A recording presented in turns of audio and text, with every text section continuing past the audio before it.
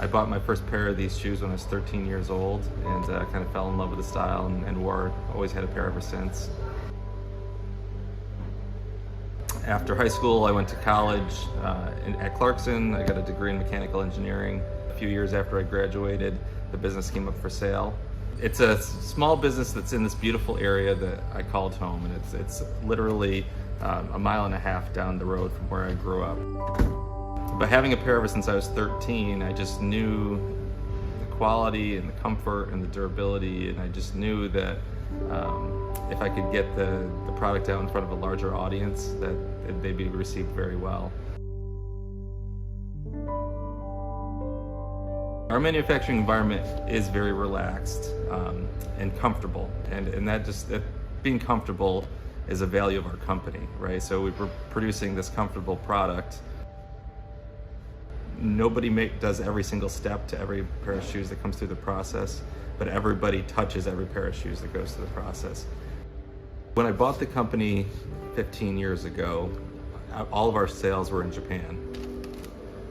Since then, we've diversified our wholesale a little bit. We're still in Japan, and that's still one of our largest markets, but we also sell in Korea, Taiwan, China.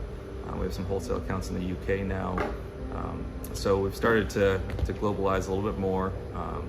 Our retail shop is back open, and e-commerce has been a great success for us as well. We can reach a large audience online.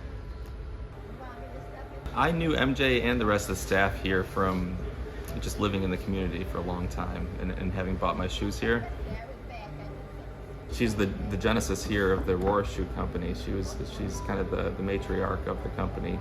Back in 1991, she was running a leather goods store down in Ithaca. Started carrying this line of leather shoes that were being made in Michigan.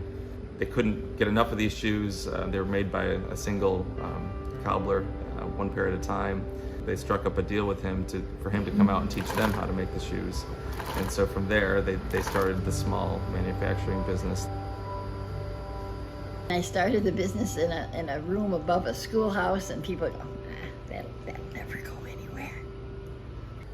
And maybe it's just stubborn. I can make something work. Just takes hard work. It's not like it happens overnight. And you try not to do it with the expense of others. And I always wanted that the people that worked here, that their families were more important than a pair of shoes. I love everyone I work with.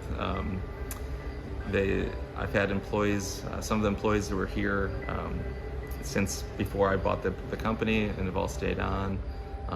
Those that I've hired, I've had very few leave in the past 15 years. So we see each other every day, we work with each other every day, and we're all from the local community, and so it feels like a family here.